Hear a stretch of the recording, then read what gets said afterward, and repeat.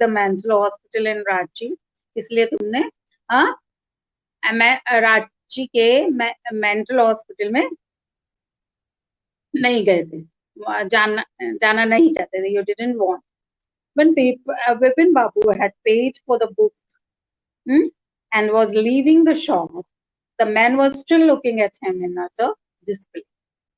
जब विपिन बाबू बुक्स के लिए पे कर रहे थे और शॉप को लीव कर रहे थे, छोड़ रहे थे, तो मैन फिर भी उनके साइड देख रहा था, out of disbelief.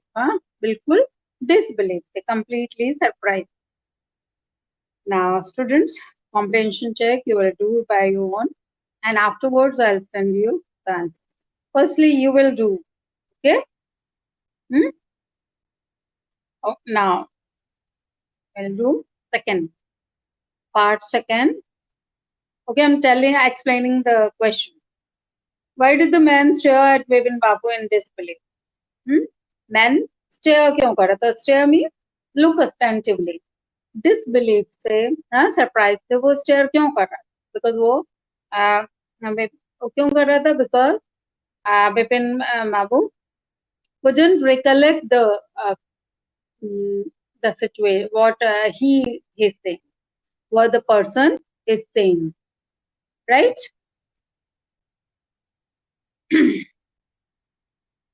Yes. Now,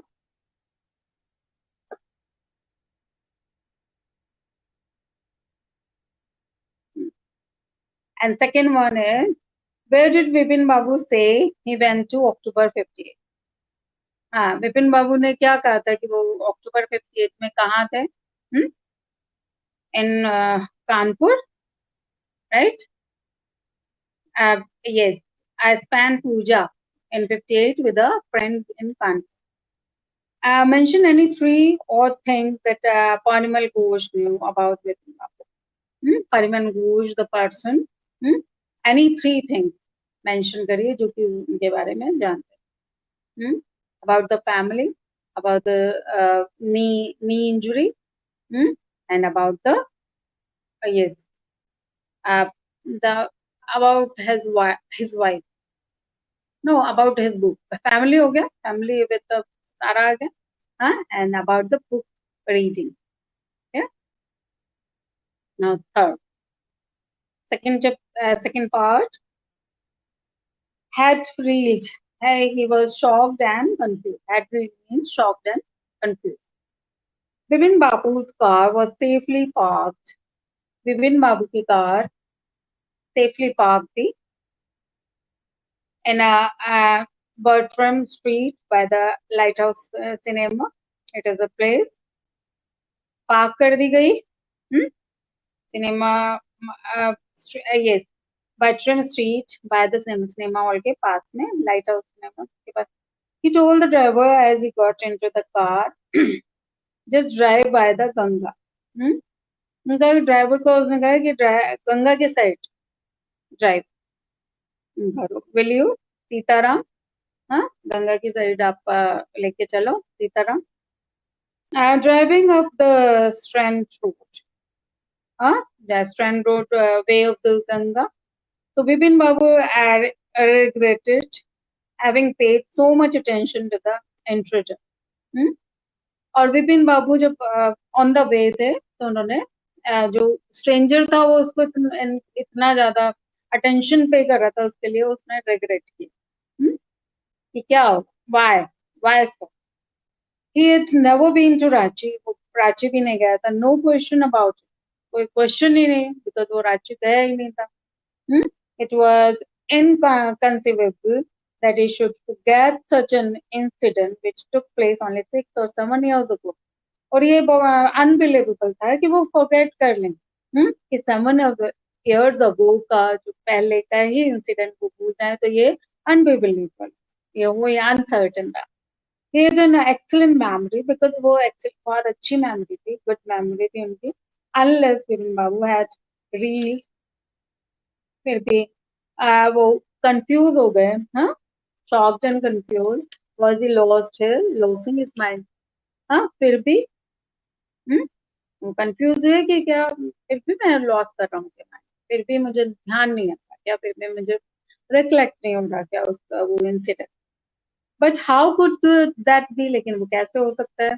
he was working daily in his office, तो डेली ऑफिस में वर्क करता है, it was a big firm, जिसमें वो करता है, वो बिग फर्म है, and he was doing a responsible job, और वो रिस्पॉन्सिबल जॉब कर रहा है. He wasn't aware of anything ever going seriously wrong. Hmm?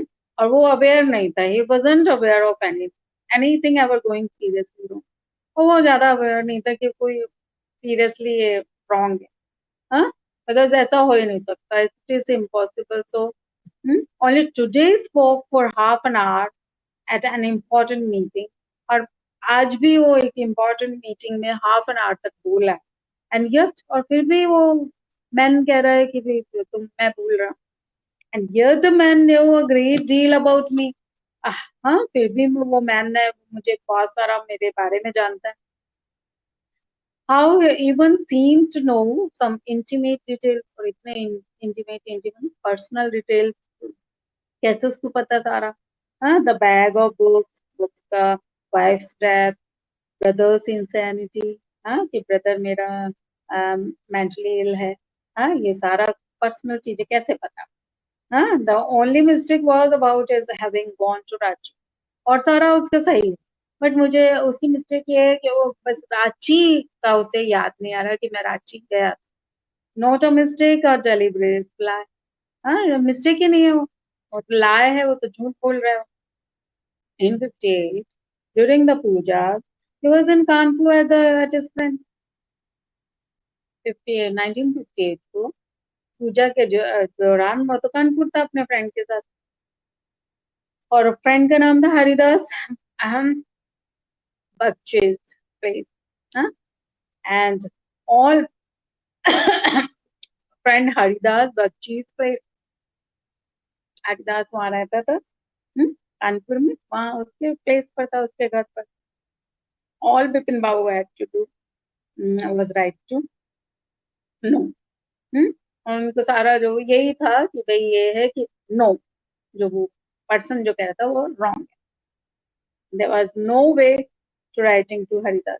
अब ये उसने ये कहा कि भाई इट में भाई सबसे अच्छा ये है कि हरिदास को लिखा जाए, कि उससे पूछा जाए कि मैं उस टाइम 58 को मैं तुम्हारे साथ था क्या नहीं. क्योंकि that day is no phone, nothing, only writing letters. Bipin Babu suddenly remembered that Haridas had left with his wife for Japan. Bipin babu को सडनली याद आया कि हरिदास जो था वो अपनी वाइफ के साथ जापान गया हुआ. some weeks ago, right? some weeks पहले. and he didn't have his address, और उसके पास उसका एड्रेस भी नहीं. but where was the need for proof? लेकिन प्रूफ की आवश्यकता क्या है, क्या नहीं है. he himself was fully aware that he hadn't been to Ranchi. कि वो खुद अवेयर है, वो खुद श्योर है कि वो रांची नहीं गया था. एंड दैट वाज दैट, और ये सही है. And that's all. The river breeze was embracing, and yet a slight comfort lingered in Bipin Babu's mind. Lingered means होता है stay, रहना. So river breeze was bracing, बहुत अच्छे से blow कर रही थी, बह रही थी अच्छे से. and yet a slight discomfort. हाँ, फिर भी वो डिस्कम्फर्ट, थोड़ा डिस्कम्फर्ट, कंफ्यूजन विपिन बाबू के माइंड में था. Around Hastings, Bipin Babu decided to roll up his trousers and take a look at his writing. थोड़ी देर अराउंड हेस्टिंग, थोड़ी देर बाद बिपिन बाबू उसने डिसाइड किया कि वो अपने लेफ्ट नी को, हाँ, राइट नी को देखे कि क्या है. बिकॉज ही हैज टोल्ड कि you have heart, you had hurt in your right knee. Right knee. Okay. So, घुटना. Right. There was the mark of an old itch long cut. और वाकई जब उसने देखा, उसने ऑन द वे था, वो गाड़ी में था, उसने अपना ये देख ट्राउजर को फोल्ड करके और देखा तो उसके वाकई उसके long inch old inch long cut था. It was impossible to tell when the injury had occurred. और ये पता नहीं चल रहा था कि कब ये हुई injury. Had he never had a fall as a boy and cut his knee. शायद वो छोटा होगा. तो वो उसका तो नी कट हो गया होगा. He tried to recall such an incident but couldn't. उसने रिकॉल किया अपना इंसिडेंट की लेकिन उसको याद नहीं आया. Then Bipin Babu suddenly thought of Dinesh Mukherjee. अब फिर उसको दिनेश मुखर्जी को याद आया उसको. The man had said that Dinesh Mukherjee was in Ranchi at that time. मैंने ने कहा था कि दिनेश मुखर्जी उस टाइम रांची में था. The best thing surely would be to ask him. और बेस्ट थिंग क्या था कि उससे पूछा जाए. रांची में भाई किससे? मुखर्जी से, Dinesh Mukherjee. He lived quite near. वो पास में रहता था इन ये Beninjum Street. पास में था. What about going right now? लेकिन अभी what about going? अभी मैं कैसे चले जाऊं? He was thinking ये अभी चले जाऊंगे. But then if he had really never been to Ranchi, अगर वो नहीं गया Ranchi, what would Dinesh think? It Vipin Babu asked for a confirmation. और फिर वो क्या सोचेगा कि भाई मैं कंफर्मेशन के लिए आया हूँ, वो मेरे बारे में क्या सोचेगा. वो probably include Vipin Babu was going nuts. और फिर वो हो सकता है वो सोचे कि वो गोइंग क्रेजी और going mad. Vipin Babu was going mad. No, it would be ridiculous to ask him. और it is not good to ask. ये अच्छा नहीं होगा कि उससे पूछा जाए. And he knew how ruthless Dinesh his circums could be. और उसको पता था कि उसका आंसर कैसे होगा. Circums means answer. उसका आंसर क्या हो. क्या हो सकता है. Slipping a cold drink in his air conditioner living room. Vipin Babu felt at ease again. और फिर वो सिप कर रहे थे कोल्ड ड्रिंक उसमें अपने एयर कंडीशनर रूम में. कोल्ड ड्रिंक पीते पीते लेते यस इनटेक करते हुए वो इजी अपने आप को बहुत कंफर्टेबल फील किया उन्होंने. Such an nonsense. Just because they have nothing else to do. लोगों को कुछ कोई काम करने का नहीं है. They go about getting into their people's hair. Yes. And interfering with the annoying people. कि लोगों के पास कोई काम नहीं है तो दूसरों को अनॉय करते रहते हैं, दूसरों को इरिटेट करते हैं. का जाने दो. कुछ नहीं. After dinner snuggling in the bed with one of their new thrillers, Bipin Babu forgot all about Man in New Moon. Dinner के बाद जब वो बेड पर बैठे बेड पर सोने गए अपने न्यू थ्रिलर के साथ, जो बुक लेकर आए थे वो थ्रिलर बुक, तो उन्होंने वो सारा भूल गए. न्यू मार्केट में कोई पर्सन मिला, उसने ये कहा, सब कुछ भूल गए. Next in the office Vipin Babu noticed that with every passing hour, the previous day's encounter was occupying more and more of his mind. Next morning जब वो ऑफिस में पहुंचे उन्होंने नोटिस किया कि जो कल का इंसिडेंट था, द प्रीवियस डे एनकाउंटर, जो मिले थे वो लोग, was occupying more and more mind. उसके माइंड में बार बार वही आ रहा. कि वो पर्सन मिला, उसने वो रांची के लिए कहा, मुझे भूल गया मैं. तो वही माइंड में बार बार घूम रहा. If the man knew so much about Bipin Babu, how could he make such a mistake about the Ranchi trip? अगर मैन इतना ज्यादा उसके बारे में जानता है तो वो रांची ट्रिप को कैसे भूल रहा है. Bipin Babu is thinking about him. वो अपने आप सोच. Just before lunch, Bipin Babu decided to ring up Dinesh Mukherjee. Lunch से पहले उन्होंने विपिन बाबू ने डिसाइड किया कि वो दिनेश मुखर्जी को रिंग करेंगे. It was better to settle the question over the phone. ठीक है, फोन पर सेटल कर लेते हैं. फोन पर मैं उससे क्वेश्चन कर लूंगा कि भाई हम लोग कराची गए क्या नहीं. At least the embarrassment on his face wouldn't show. At least भाई शर्म तो नहीं आएगी उसको. हाँ, उसके फेस पर बाय द वे उसने कहा कि यस हम गए थे. तो उसे हाँ ऑड फील तो नहीं होगा. तो 235616. विपिन बाबू डायल द नंबर डायल किया. Hello, is it Dinesh? This is Vipin here. Well, what's the news? Hmm?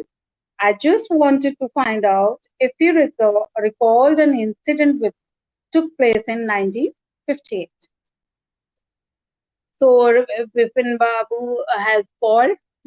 Call किया उन्होंने मुखर्जी को, दिनेश मुखर्जी को. उन्होंने कहा कि नहीं hello, is that Dinesh. Dinesh ने कहा yes yes well. What's the news, क्या बात है, व्हाट्स द न्यूज, कैसे फोन किया. मैंने कहा कि तुम बताओ. आई जस्ट वांटेड कि 58 में क्या हुआ था, कोई इंसिडेंट बताइए कि क्या रिकॉल कर सकते हैं तुम. तुम ये रिमेम्बर कर सकते हो हाँ कि क्या हुआ था 1958. व्हाट इंसिडेंट, कौन सा incident. were you in Kolkata, Calcutta, उस समय कलकत्ता था, Calcutta. right through that year. That's the first thing I've got to know. Wait just a minute. 50, just let me check in my diary. No, were you in Calcutta right through that year? Huh? That's the first thing I got to know. तुम कलकत्ता ही थे. ये मुझे पता है. तो wait just a minute. फिर उसने कहा अच्छा अच्छा ठीक है वेट करो. Just let me check in my diary. मेरे को डायरी में देखने दो. For a minute there was silence. और कुछ मिनट वहां साइलेंट था. विपिन बाबू को अच्छा feel that his heart beat had gone up. अब विपिन बाबू फील कर रहे थे कि उसके हार्ट बीट जाने वाली है. मीन्स वो इम्पेशेंसली वेट कर रहे थे. He was sweating a little, और वो स्वेटिंग होगा उनको. पसीना तो थोड़ा स्वेट हो गए वरी से. Hello yes I got it. I've been out twice. Where? तो उसने कहा हाँ यस मुझे मिला. हम बाहर गए थे, मैं बाहर था. I've been out twice, 2 times मैं बाहर था 1958 में. Where? Once in February nearby to Krishnanagar to a nephew's wedding. हाँ कृष्णनगर गया था मैं नेफ्यू की वेडिंग में. And then but you would know about this one, the trip in Ranchi. उसने कहा यस यस और फिर तुम्हें भी पता होगा अपन रांची, हम लोग रांची गए. यू आर देयर टू, तुम भी गए थे. That's all. But what's all this sleuthing about. हाँ स्लूथिंग इज इन्वेस्टिगेटिंग. हाँ फिर भाई तुम क्या इन्वेस्टिगेट कर रहे हो, ऐसे क्या कर. No I just wanted to anyway thanks. मैंने कहा ओके ओके, मैं जस्ट मैं पूछ रहा था. Anyway thanks. Vipin Babu slammed the receiver down and gripped his head with his. और विपिन बाबू को कंफर्म हो गया कि यस इसने भी कहा है, कंफर्म किया है कि मैं रांची में था. और उसने भी कहा और मुझे रिकॉल नहीं हो रहा. तो उसने क्या किया, स्लैम द रिसीवर. रिसीवर पर तेजी से उसको पटका. यस नॉइजली उसको कैप्च किया. Down and gripped his head with his hand. और अपने हेड को अपने हाथों से ग्रिप किया, पकड़ लिया. He felt his head swimming. और उसको लगा कि इसका हेड जो है स्विमिंग कर रहा है, घूम रहा है. A chill seemed to spread towards the water. हाँ और पूरा हाँ उसकी बॉडी में ऐसे करंट सा, और पूरा शेक हो रही है उसकी बॉडी, ट्रम्बल हो रही है. और बड़ी पूरा बड़ी से वो कप कप कप कप आ रहा है. There was sandwiches in his tiffin box, but he didn't eat them. उसके टिफिन बॉक्स में सैंडविच थे because he was in the office. हाँ लेकिन उसने नहीं खाया. He had lost his appetite. उसको भूख भी lost हो, भूख भी नहीं लगी. Now, again, comprehension check, students. You will do by own. I'm telling you. Why did Vivin Babu worry about what Parimal Ghosh had said? क्यों वरी थे भाई? जो परिमल घोष जो कह रहा था उससे क्यों worry? Because because he couldn't recollect what he was saying, what what the Parimal saying. He didn't recollect that he was in Ranchi. That's why वो worried. How did he try to decide who was right, his memory or Parimal Ghosh? उसने क्या? How did he try to decide who was right? उसने क्या कैसे decide किया? Try की कोशिश की डिसाइड करने की, his memory और परिमल घोष राइट है या वो? हाँ, कैसे डिसाइड किया? मैं yes yes by forgetting in the evening, at night, by reading the thriller. ठीक है? And why did Vivin Mahu hesitate to visit Mr. Mukherjee? Mr. Mukherjee को visit करने को क्यों? Because he used to ask many questions. Okay, so avoiding his question, responsive, because he has to yes response. Huh? If Mukherjee asks something, then and to avoid yes, and he thought that Mr. Mukherjee yes think for him that he became crazy. That's why सोचेंगे वो crazy हो गए. Why did he finally decide to phone him? Decide क्यों किया phone करने का? Because he was very worried.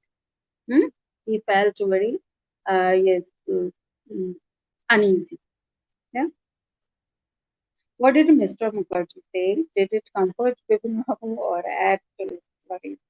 Mr. Mukherjee has told that yes, he was with him in Ranchi, and it yes added his worry, और इससे उसकी worries और ज्यादा है. So students, we have done the nice lesson, and you will do you just learn the new words and read the chapter, and read the chapter whole, because it becomes very interesting. Huh?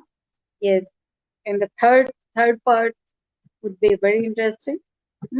And yes, you will read the chapter. Your homework is read the chapter and learn and do the new words. Only learn, not do, because and the yes McCloverty.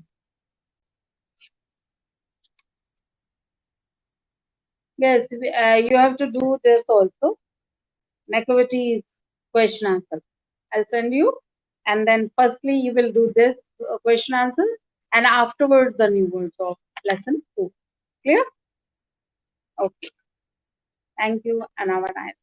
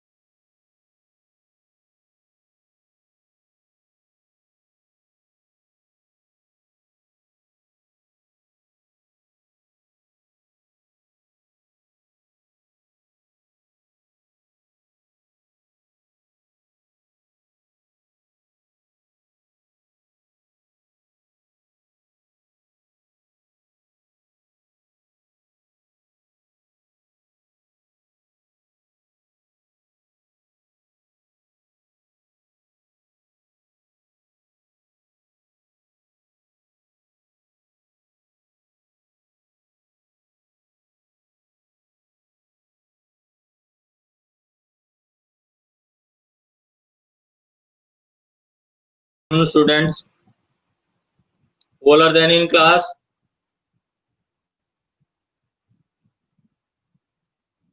Class 8.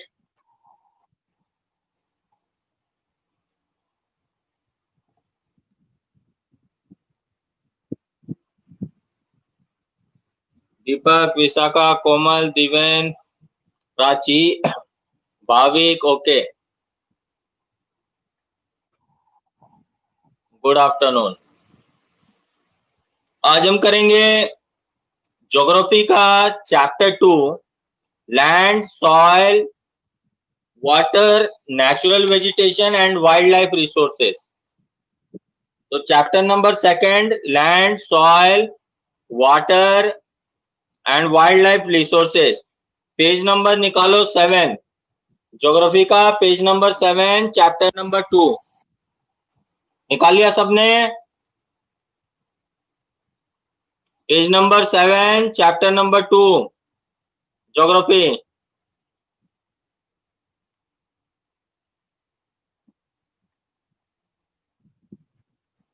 Okay. सबसे पहला factor हम आते हैं कि क्या क्या factors है। हाय हाय Tanisha, chapter 2 निकाल लो, पेज नंबर 7। इसमें आज हम देखेंगे लैंड वाले फैक्टर्स, कौन कौन से नेचुरल फैक्टर्स हैं जो अफेक्ट करते हैं, उन फैक्टर्स के बारे में आज हम पढ़ेंगे। उसमें सबसे पहला आता है land, chapter number 2, page number 7। Land is among the most important natural resources. It covers only about 30% of the total area of the Earth's surface, and all parts of the small percentage are not habitable. The uneven distribution of population in different parts of the world is mainly due to the varied characteristics of land and climate.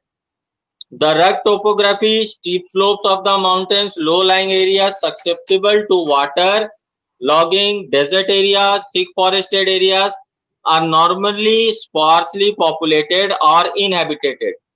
Plains and river valleys often offer suitable land for agriculture, and these are densely populated areas of the world. तो land जो है वो एक बहुत important factor है, बहुत ही important factor है land, क्योंकि जहां पर लैंड की कंडीशन जिस तरीके की होगी, लोग ज्यादा वहां सेटल करना या ना करना ये लैंड के कंडीशन पे डिपेंड करता है। अब हम जानते हैं कि पूरा हमारे वर्ल्ड का जो 71% ऑफ द पार्ट है वो वाटर है, और 29% ऑफ द अर्थ जो है वो लैंड है। अब इस लैंड में जैसे जिस तरीके की लैंड की टोपोग्राफी है, वैसे ही वहां का कल्चर, वैसे ही वहां का इनहैबिटेशन है। अब जैसे पॉपुलेशन की बात करें तो ज्यादा पॉपुलेटेड एरिया जो है वो प्लेन रीजन्स दिखेंगे, रिवर रीजन्स दिखेंगे, जहां पर जो है वाटर की अवेलेबिलिटी बहुत ज्यादा है, जहां पर एग्रीकल्चर बहुत ज्यादा है, तो जहां पर लैंड रिसोर्सेज बहुत ज्यादा है, तो लोग जो है ऐसी जगह पर रहना या सेटल होना ज्यादा पसंद करते हैं। तो इस तरीके के जो देखोगे तुम, ह्यूमन सेटलमेंट्स जो है सबसे ज्यादा तुमको उन जगहों पर मिलेगी जिनमें लैंड अवेलेबिलिटी में वाटर अवेलेबिलिटी बहुत अच्छी है, और जो है प्लेन एरिया है, फर्टाइल एरिया है। उसी तरीके से जो कम पॉपुलेशन मिलेगी वहां तुमको कोर्स हिली रीजन्स में मिलेगी, जहां पर एग्रीकल्चर की उतनी सुटेबिलिटी नहीं है, या डेजर्ट रीजन जहां रेनफॉल नहीं है, सॉइल फर्टाइल नहीं है, तो यहां पर तुमको लेस फर्टिलिटी मिलेगी। अब जैसे हम राजस्थान की बात करें तो राजस्थान में सबसे जो हाईली पॉपुलेटेड डिस्ट्रिक्ट है वो जयपुर है, क्योंकि जयपुर में सारी सुविधाएं मिलती हैं, सॉइल भी अच्छी है, वाटर अवेलेबिलिटी भी अच्छा है, तो सबसे ज्यादा जो पॉपुलेशन है वो जयपुर डिस्ट्रिक्ट की है। वहीं अगर राजस्थान की बात करें तो सबसे लीस्ट पॉपुलेटेड डिस्ट्रिक्ट जो है वो जैसलमेर डिस्ट्रिक्ट है, क्योंकि जैसलमेर के दूरदराज इलाकों में बिल्कुल डेजर्ट है, पानी नहीं है, वहां पर रेनफॉल नहीं होता, तो ना ही एग्रीकल्चर की सुविधा है, ना ही और चीजों की सुविधा है, तो इसलिए ऐसे जगह में जो पॉपुलेशन है वो बहुत ही कम है। अब हम आते हैं लैंड यूज में कि किस तरीके से जो लैंड है वो अलग अलग जगह में किस तरीके से हम लैंड को यूज में लेते हैं। Land is use for different purpose such as agriculture, forestry, mining, building houses, roads and setting up of industries. तो लैंड को हम किस तरीके से यूज में लेते हैं? सबसे ज्यादा हम यूज में लेते हैं एग्रीकल्चर के लिए, फिर हम लेते हैं फॉरेस्ट्री के लिए, माइनिंग एक्टिविटीज के लिए, मकाने बनाने के लिए, रोड्स बनाने के लिए और इंडस्ट्री सेटअप करने के लिए।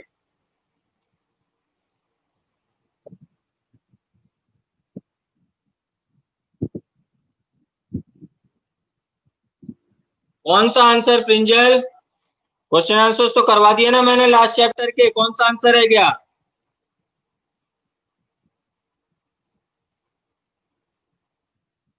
व्हाट्सएप पे भेजी थी। चल एक बार मेरे को क्लास के बाद में एक मैसेज और कर देना, मैंने शायद देखा नहीं होगा, मैं देख लूंगा।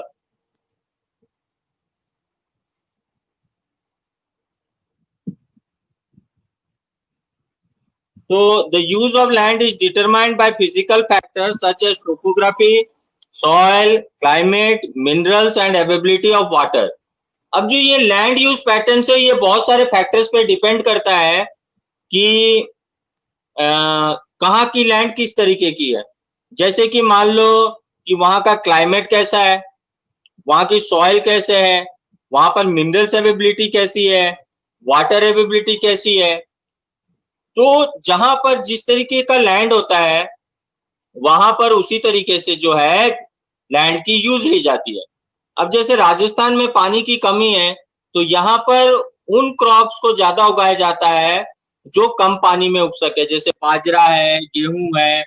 अब जैसे अगर हम कोशिश करें कि यहाँ पर हम कोकोनट उगाएं तो हम कोकोनट नहीं उगा सकते। क्यों नहीं उगा सकते? क्योंकि ये जो क्लाइमेट है यहाँ का या यहाँ का जो लैंड फीचर्स है वो कोकोनट के कल्टीवेशन के लिए सपोर्टिव नहीं है। तो उसी तरीके से जो डेल्टा एरियाज है वहां पर जैसे राइस है, कोकोनट है, ऐसे क्रॉप्स उगाए जाते हैं जो वहां के क्लाइमेट, वहां का सॉइल सपोर्ट करता है। वहां पर अगर डेल्टा रीजन में बाजरा उगाने की सोचें तो वहां बाजरा नहीं उगा सकते। इसीलिए अलग अलग लैंड की अलग अलग कंडीशंस होती है, अलग अलग टोपोग्राफी होती है, अलग अलग क्लाइमेट होता है। तो जहां पर जिस लैंड की जैसी climate, topography features, minerals availability होती है वहां पर लैंड को उसी पैटर्न में उसी तरीके से जो है यूज में लिया जाता है। उसके बाद है land can also be classified on the basis of ownership. Land को बेसिस ऑफ ओनरशिप के हिसाब से भी क्लासिफाई करते हैं। कैसे? जैसे private land and community land. तुम्हारी जो घर बना हुआ है, मकान बना हुआ है, वो जमीन जिसमें तुम्हारा खुद का प्लॉट बना हुआ है, मकान बना हुआ है, वो तुम्हारा प्राइवेट लैंड है, वो तुम्हारी अपनी जमीन है, वो तुम्हारा मकान अपना बना हुआ है, वो तुम्हारी प्राइवेट लैंड है। अब लेकिन तुम्हारी कॉलोनी का एक पार्क है, उस पार्क को किसी एक का नहीं है, उसको सबको यूज करते हैं, पूरे कम्युनिटी, पूरे कॉलोनी के लोग उसको यूज करते हैं, तो वो हुआ तुम्हारा community land. Private land is owned by individuals, whereas community land is owned by community for common use like collection of fodder, fruits, nuts or medicinal herbs. These community lands are also called common property resources. तो जो private land होता है उसका जो मालिकाना हक होता है वो किसी एक के पास होता है, लेकिन कम्युनिटी लैंड पूरी कम्युनिटी की होती है। गांव में ऐसे बहुत सारी जमीनें होती हैं जिनको चरवाहा जमीन कहते हैं, यानी ऐसे जमीनें हैं जो गाय भैंस के चरने के लिए छोड़ी जाती है, वहां पर वो किसी एक की प्रॉपर्टी नहीं होती। कॉलोनी में पार्क होता है जो सबके यूज में आता है, वो किसी एक की प्रॉपर्टी नहीं होती। तो इस तरीके के लैंड्स को कहा जाता है community land. People and their demands are ever growing, but the availability of land is limited. The quality of land also differs from place to place. People started encroaching the common lands to build up commercial areas, housing complexes in the urban areas, and to expand the agricultural land in the rural areas. Today, vast changes in the land use pattern also reflect the cultural changes in our society. Land degradation, landslides, soil erosion, desertification are the major threats to the environment because of the expansion of agriculture and construction activities. देखो जिस तरीके से हर साल, हर दिन, हर महीने हमारे देश की जो पॉपुलेशन है वो बढ़ती जा रही है, जिस हिसाब से पॉपुलेशन बढ़ रही है उस हिसाब से जो है लैंड नहीं बढ़ रही है। अब इस ग्रोइंग पॉपुलेशन की नीड्स को या डिमांड्स को पूरी करने के लिए हम क्या करें कि हमको जो अवेलेबल लैंड्स है उनमें से ज्यादा हम एग्रीकल्चर प्रोड्यूस कर सके, उसमें ज्यादा से ज्यादा खेती कर सके, उसी लैंड में ज्यादा से ज्यादा अनाज उगा सके, उसके प्रोडक्टिविटी को बढ़ा सके। इन चीजों पे ध्यान देना पड़ेगा, क्योंकि जिस हिसाब से पॉपुलेशन बढ़ रही है उस हिसाब से लैंड नहीं बढ़ रही है, और इस ग्रोइंग पॉपुलेशन की फिर डिमांड्स को, नीड्स को कैसे पूरा किया जाए। दूसरी बात है कि हम अपने सेल्फिशनेस की वजह से भी एग्रीकल्चरल लैंड को डिस्टर्ब करते जा रहे हैं। कैसे? जैसे कि तुम देखते होगे डूंगरों को तोड़ दिया जा रहा है हाउस बिल्डिंग पर्पस के लिए। खेतों के खेत जो है, पहले कितनी एग्रीकल्चरल लैंड हुआ करती थी, आजकल जो है खेतों का सफाया हो रहा है और वहां पर नई नई स्कीमें काट दे रही है, नई नई कॉलोनियां बसते जा रही है, फ्लैटें बनाते जा रहे हैं, अपार्टमेंट्स बनाते जा रहे हैं। इस तरीके से जो है जो एग्रीकल्चर लैंड है वो कम होता चला जा रहा है। यहाँ तक कि जो जंगलें हैं वो भी कम होती जा रही हैं, जो एग्रीकल्चरल फील्ड है वो कम होते चले जा रहे हैं। इस तरीके से जो है हम नेचर को डिस्टर्ब कर रहे हैं, जिसकी वजह से जो है बहुत सारे नेचुरल कैलेमिटीज को हम इनवाइट कर रहे हैं, जैसे फ्लड, लैंडस्लाइड, इस तरीके के जो है नेचुरल कैलेमिटीज को हम इनवाइट कर रहे हैं। इसीलिए हमको लैंड रिजर्व जो रिसोर्स है उसको कंजर्व करना, उसको प्रोटेक्ट करना जो है बहुत ज्यादा इंपॉर्टेंट हो गया है। अब देखो इसमें 9th पेज में दिया हुआ है conservation of land resource. Growing population and their ever-growing demand has led to a large-scale destruction of forest cover and arable land and has created a fear of losing their natural resource. तो जिस तरीके से हम धीरे धीरे rural areas में expand करते जा रहे हैं, जिस तरीके से हम एग्रीकल्चर लैंड को अपने हाउस कंस्ट्रक्शन के पर्पस में ले रहे हैं, जिस तरीके से हम फॉरेस्ट को डिस्टर्ब कर रहे हैं, तो ये एक तरीके से हम नेचर को स्पॉइल कर रहे हैं। हम बहुत बार सुनते हैं कि वहां गांव में तेंदुआ आ गया, किसी गांव में कोई और जानवर आ गया, बंदरे आ गए और हम उनको मार देते हैं। लेकिन देखा जाए तो वो जानवर हमारे घरों में या हमारे एरिया में नहीं आए, बल्कि हमने उनका आशियाना छीन लिया, हमने उनका घर छीन लिया। जो जगह उनकी थी उन जगहों, उन जंगलों को हमने साफ कर दिया, वहां पर भी हमने मकाने बना दिए, पहाड़ डूंगरों पर भी हमने कॉलोनियां बसा दी। तो उन्होंने हमारा आशियाना नहीं छीना, बल्कि हमने उनका घर छीन लिया। और बेचारे जब वो इधर उधर निकलते हैं तो हम कहते हैं वो हमारे एरिया में आ गए, रेसिडेंशियल इलाके में आ गए, और इस तरीके से हम जानवरों को मार देते हैं। तो ये जो है ये एक हम गलत मैसेज क्रिएट कर रहे हैं, हम नेचर को इस तरीके से जो है डिस्ट्रॉय कर रहे हैं। क्योंकि ये अर्थ जितनी ह्यूमन बींग्स की है उतना ही बर्ड्स और एनिमल्स की है। इंसानों को जितना इस अर्थ पे हक है, रहने का हक है, या अर्थ की चीजों पे हक है, इस प्रकृति की चीजों पे इंसानों का जितना हक है, उतना ही हक पशु पक्षियों का भी है, उतना ही हक जो है और इंसेक्ट्स का भी है, सभी का है। तो ये अर्थ सभी का है, गॉड ने सबके लिए बनाया। लेकिन हम जो है अपनी सेल्फिशनेस की वजह से जो है अर्थ के इकोलॉजिकल बैलेंस को डिस्टर्ब करते जा रहे हैं, और इन पशु पक्षियों का भी आशियानों को हम छीनते चले जा रहे हैं। इसीलिए हमको जो है जहां तक हो लैंड को कंजर्व करना चाहिए, प्रोटेक्ट करना चाहिए। दूसरा रिसोर्स है soil. The thin layer of grainy substance covering the surface of the earth is called soil. तो जो अर्थ सरफेस को थिन लेयर कवर कर रहा है, जिसको हम कहते हैं मिट्टी, वो है तुम्हारा soil. It is closely linked to land. Landforms determine the type of soil. Soil is made up of organic matter, minerals and weathered rocks found on the earth. तो ये मिट्टी फॉर्मेशन कैसे होता है? ये कंकड़ पत्थर सब टूट के एयर से, रेन से, प्रेशर से टूट के चूरा हो जाते हैं, और धीरे धीरे ये सरफेस पे सॉइल फॉर्मेशन होता है। प्रिंजल सुन रही है ना? विशाखा समझ में आ रहा है? किसी को कोई डाउट? ऋषभ सबको समझ में आ रहा है?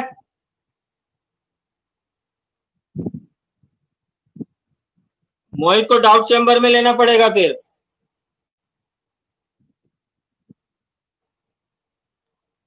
Okay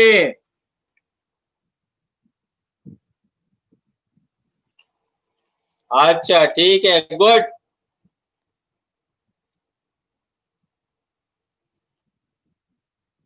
These happens through the process of withering. The right mix of minerals and organic matters make the soil fertile.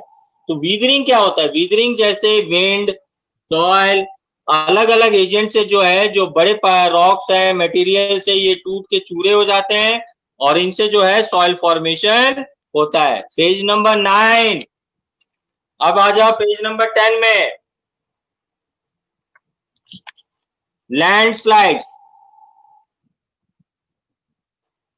Landslides क्या होता है? लैंडस्लाइड्स का मतलब होता है भूसंकलन। भूसंकलन का मतलब होता है जमीन का धंस जाना। जमीन का धंस जाना को कहते हैं landslides. Landslides are simply defined as the mass movement of rock, debris or earth down a slope. They often take place in conjunction with earthquakes, floods and volcanoes. तो लैंडस्लाइड्स का मतलब होता है भूसंकलन। जमीन का जब एक हिस्सा कमजोर हो जाता है तो वो हिस्सा जो है बिल्कुल धंस जाता है। ये ज्यादातर जो है हिली रीजन्स में होता है, माउंटेन रीजन्स में होता है और इसको हम कहते हैं लैंडस्लाइड। जो सबसे बड़ा लैंडस्लाइड हुआ था वो हमारे देश में उत्तराखंड में हुआ था। उत्तराखंड में तेज बारिश हुई थी, आंधी तूफान और बारिश हुई थी 5 से कुछ साल पहले, जिसमें बहुत बड़ा लैंडस्लाइड्स हुआ था, भूसंकलन हुआ था और उसमें जो है लाखों लोगों ने जान गंवाई थी। यहाँ तक कि जो उत्तराखंड के देवस्थान है जैसे बद्रीनाथ, केदारनाथ, ये सारे जल में डूब गए थे। एक मूवी भी आई थी जिसका नाम था केदारनाथ। उसमें वो एक मूवी आई थी सुशांत सिंह की केदारनाथ, उसमें जो ये उत्तराखंड का लैंडस्लाइड्स हुआ था उसके बारे में दिखाया गया था कि कैसे उत्तराखंड में लैंडस्लाइड्स हुआ था और लोग मारे गए थे। उस मूवी में दिखाया गया है।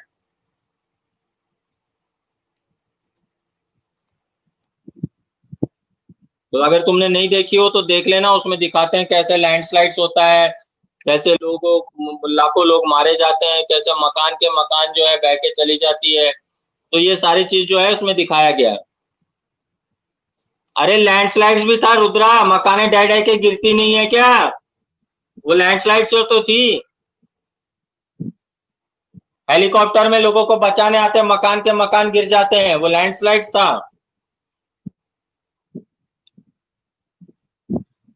A prolonged spell of rainfall can cause heavy landslide that can block the flow of river for quite some time. The formation of river block can cause havoc to the settlement downstream on its bursting. In the hilly terrain, landslides have been a major and widely spread natural disaster that often strike life and property and occupy a position of major concern. तो ये जो हिली regions है, जो पहाड़ी इलाके हैं, इनमें ज्यादातर जो है लैंडस्लाइड्स होता है। अब इसमें लैंडस्लाइड्स के कई कारण होते हैं। लैंडस्लाइड्स देखो, अगर कंटिन्यूअसली बारिश हो, बहुत देर तक बारिश हो, तो उससे मिट्टी गीली होके और लूज हो जाती है, जिससे मिट्टी की पकड़ छूट जाती है।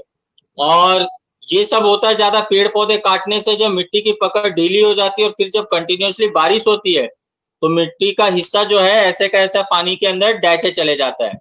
और दूसरा एक रीजन और भी है लैंडस्लाइड्स का, कि जो माइनिंग एक्टिविटीज होती है, जो खुदाई कर करके हम हिली एरियाज में माइनिंग एक्टिविटीज करते हैं मिनरल्स निकालने के लिए, इससे भी जो है वो जमीन की पकड़ जो है वो ढीली हो जाती है और जमीन लूज हो जाता है। इस वजह से भी लैंडस्लाइड्स होता है। देखो, पेड़ों के बहुत सारे फायदे होते हैं। एक पेड़ को काटने से पहले हमको 70 बार सोचना चाहिए, क्योंकि पेड़ न केवल हमको ऑक्सीजन प्रोवाइड करते हैं, बल्कि पेड़ जो है वो फ्लड्स को भी चेक करते हैं, पानी के बहाव को रोकते हैं, पानी को एब्जॉर्ब करते हैं। पेड़ों की जो जड़ें होते हैं वो जमीन में जितनी गहरे जाती हैं वो उसको बांधने का काम करता है, वो मिट्टी को बांधती है बाइंड करती है जिससे मिट्टी न धसे।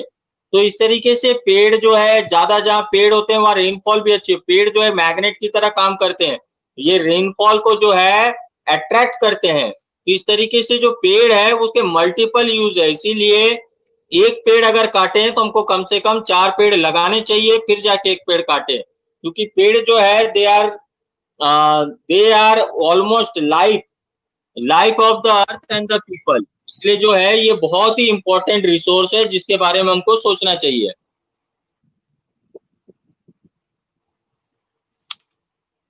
इसमें एक केस स्टडी दिया हुआ है, देखो।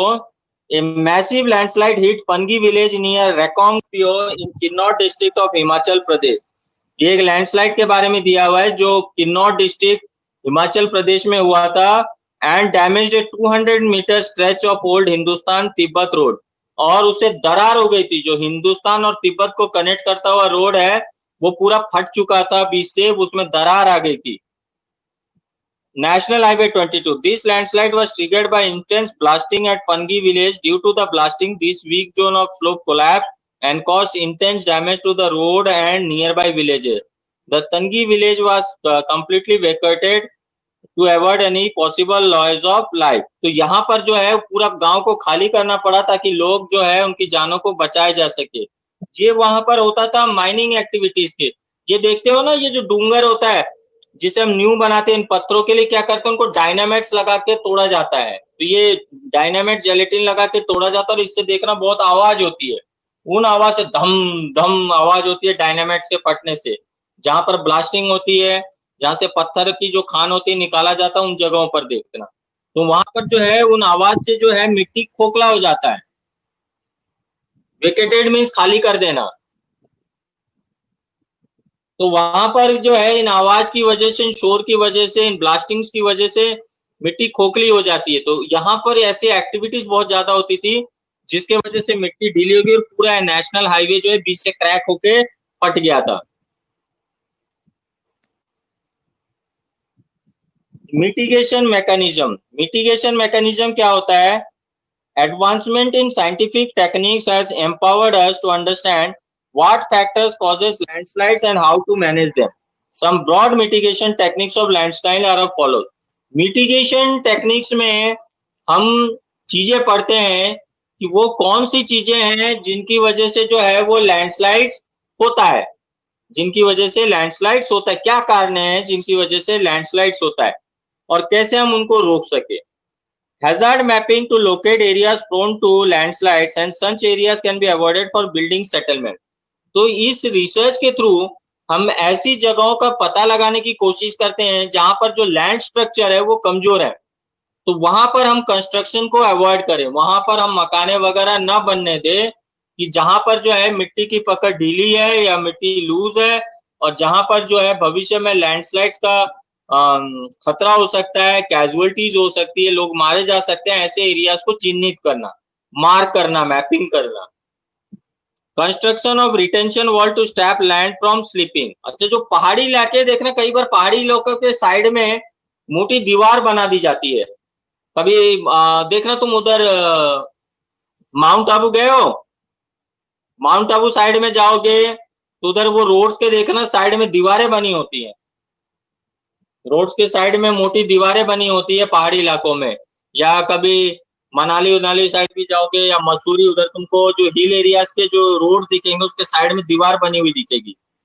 तो ये किस लिए बनाया जाता है? ताकि बारिश के दिनों में कोई डैमेज ना हो। जैसे अगर वो कोई मिट्टी धस के आती है, कोई बड़ा पत्थर धस के आता है तो वो दीवार उसको ब्लॉक करने की क्षमता रखे। तो इस तरीके से जो है वो रोड्स पे ना आए या किसी व्यक्ति पे चलते हुए राहगीर पे ना आए, इस तरीके से वो वॉल्स बनाए जाते हैं उनको प्रोटेक्ट करने के लिए।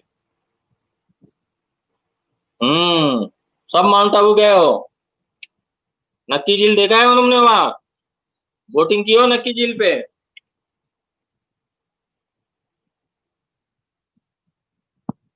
कोमल गई है, खूब घूमी है। ओके, इशिका नहीं गई, तनिषा नहीं गई। अब की बार चल जाना गर्मी की छुट्टी में। मोहित छोटा था। अच्छा, कोई बात नहीं। Increase in the vegetation cover to arrest the landslide. ऐसे लैंडस्लाइड्स को रोकने का मैंने कहा ना, जैसे पेड़ पौधे होते हैं, पेड़ पौधे क्या है, इनकी जो जड़ें होती हैं वो जमीन में पकड़ बनाती है, जिससे जमीन जो है वो हार्ड होता है। तो ऐसे हिली एरियाज में टेरेस फार्मिंग जो है वो कॉन्टोर फार्मिंग की जाती है। जैसे दार्जिलिंग वगैरह एरिया देखोगे, आसाम, उनमें हिली रीजन्स में चाय के पत्ते उगाए जाते हैं, चाय उगाई जाती है। अब ये क्या होता है, ये पूरे पहाड़ों पे जो है वो चाय के पौधे उगते रहते हैं रीजन्स में। तो इससे क्या होता है, अगर तेज बारिश होती है तो वो जो पानी होता है वो पानी को वो पौधे एब्जॉर्ब कर लेते हैं, और उनको एब्जॉर्ब कर लेने से क्या होता है, वो जमीन की पकड़ को ढीली नहीं होने देती, जमीन को लूज नहीं होने देते। तो इस तरीके से जो है वो लैंडस्लाइड्स को रोक लेते हैं, वो लैंडस्लाइड्स को होने का चांस ही नहीं देते, क्योंकि वो जो जितना एक्स्ट्रा वाटर होता है वो सारे जो होते हैं वहां पर वेजिटेशन जो होती है, वहां के घास पौधे वगैरह जो है वो एब्जॉर्ब कर लेते हैं। तनीषा मेरे साथ जाएगी?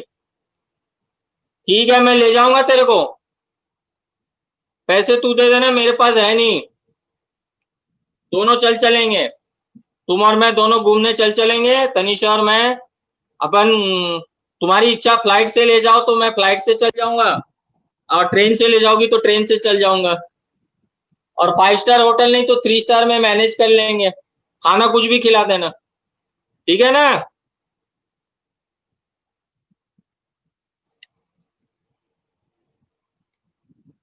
तुम्हारे पास भी नहीं है तो क्या वहां जाके स्टेशन में बड़ा कटोरा लेके भीख मांगेंगे क्या? हिल स्टेशन में जाके स्टेशन में बैठ के बड़ा सा कटोरा लेके भीख मांगेंगे बैठ के? एक कॉर्नर पे तू बैठ जाना, एक कॉर्नर पे मैं बैठ जाऊंगा, और शाम तले जो कलेक्शन आएंगे आधा आधा शेयर कर लेंगे।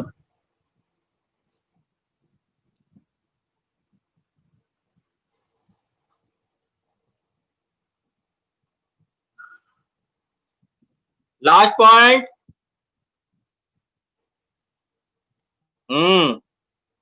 The surface drainage controls works to control the movement of landslide along with rainwater and spring flows. The surface drainage controls क्या होता है, ऐसे हिली रीजन्स के सामने में जैसे ये जो वॉल्स बनाते हैं ना, जैसे उसके साथ देखना नाले भी बने होते हैं।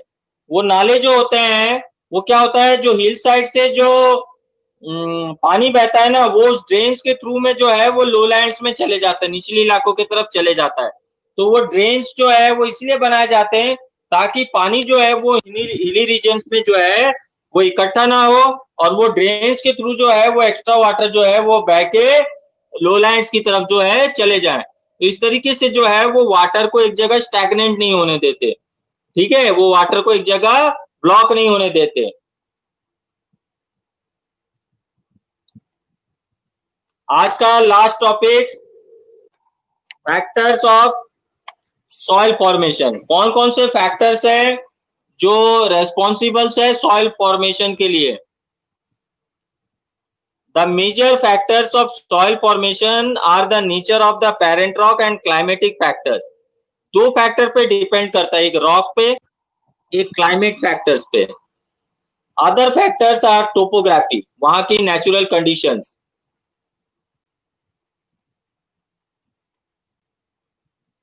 विशाखा भी जाएगी क्या? ओके।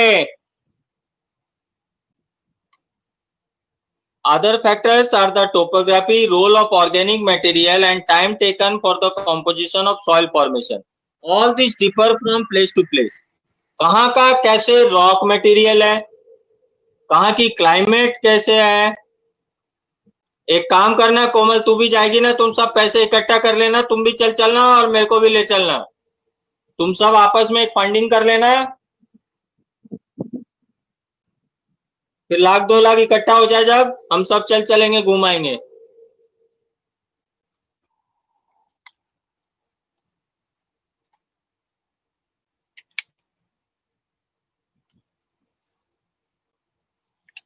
अब आ जाओ पेज नंबर 12, ये वाला कर लेते हैं, degradation of soil and conservation, first 3 points.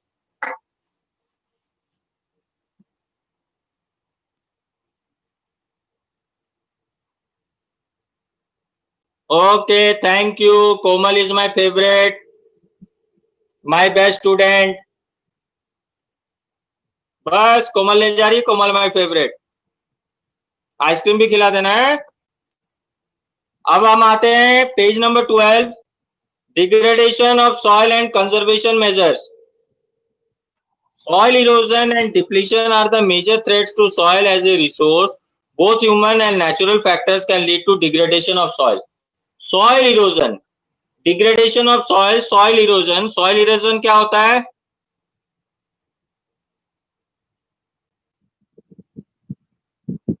Okay हो गया. आप चैप्टर पे ध्यान दो. सॉइल इरोजन क्या होता है? The washing away of the top soil from the surface is called soil erosion. चाहे विंड से चाहे वाटर से, उससे क्या होता है? सॉइल इरोजन से जो fertile part of the soil होता है वो कैरी अवे हो जाता है. जो फर्टाइल सॉइल होता है वो एक रीजन से दूसरा रीजन तक कैरी हो जाता है, जिससे जो है फर्टिलिटी ऑफ सॉइल जो है वो चेंज हो जाती है. ओके बस हो गया. अब चैप्टर पे ध्यान दो. Factors which lead to soil degradation. Soil degradation या सॉइल इरोजन क्यों होता है? डिफॉरेस्टेशन से. डिफॉरेस्टेशन का मतलब होता है पेड़ों की कटाई. उसके बाद ओवर ग्रेजिंग, जो जानवरों के द्वारा जो घास वगैरह होता है ओवर ग्रेज हो जाता है उसके वजह से. Over use of chemical fertilisers और पेस्टिसाइड्स. खेती के लिए जो ज्यादा से ज्यादा फसल के लिए ज्यादा जो है केमिकल फर्टिलाइजर्स वगैरह का भी यूज नहीं करना चाहिए.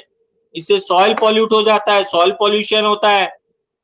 और रेन की वजह से लैंडस्लाइड्स और फ्लड्स, ये सारी चीजें जो होते हैं वो होती हैं.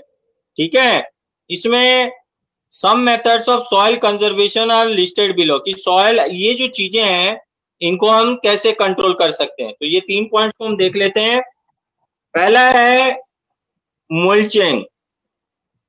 मल्चिंग क्या होता है? The bare ground between plants is covered with a layer of organic matter like straw. It helps to retain soil moisture.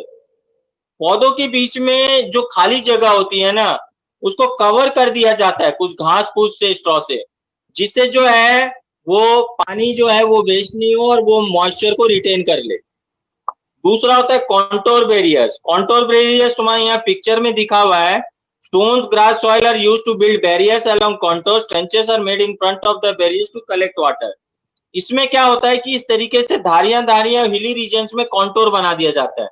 इससे जो है वाटर जब बहुत ज्यादा रेन होता है तो उसकी फ्लूइडिटी और स्पीड रुक जाती है. जैसे एक से नीचे तो स्पीड थोड़ी कम हो गई, फिर दूसरे से तीसरे लेयर आती है तो स्पीड और कम हो जाती है, तीसरे से चौथे लेयर. तो ऐसे धीरे धीरे क्या होता है कि पानी का जो बहाव का स्पीड है वो कम हो जाता है. और दूसरा, जैसे पहला लेयर है वो पानी को एब्जॉर्ब करेगा, जितना एब्जॉर्ब कर सकता है करेगा, जितना नहीं कर पाएगा वो सेकंड लेयर में जाएगा. सेकंड लेयर फिर एब्जॉर्ब करेगा, जितना कर सकता है वो करेगा, फिर थर्ड लेयर में जाएगा. ऐसे एक एक पार्ट एब्जॉर्ब करते करते जो है वो पूरा पानी जो है उस लेयर में एब्जॉर्ब हो जाता है. तो इस तरीके से जो है वाटर का जो फ्लो है वो चेक हो जाता है. और rock dams. Rocks are piled up to slow down the flow of water. This prevents gullies and further soil loss. दूसरा, सॉइल इरोजन के लिए क्या करते हैं? बड़े बड़े रॉक्स रख देते हैं. रॉक्स रख देने से क्या होता है? वो एक ब्लॉकेज का काम करता है, मिट्टी को धंसने नहीं देती. तो बड़े बड़े पत्थर रख देते हैं जिससे जो है मिट्टी धंसती नहीं है और वो पानी के जो बहाव को चेक करती है, रोकती है. तो इस तरीके से ये जो है सॉइल इरोजन को कंट्रोल किया जाता है. ठीक है. तो दैट्स इट फॉर टुडे. आज के लिए इतना ही.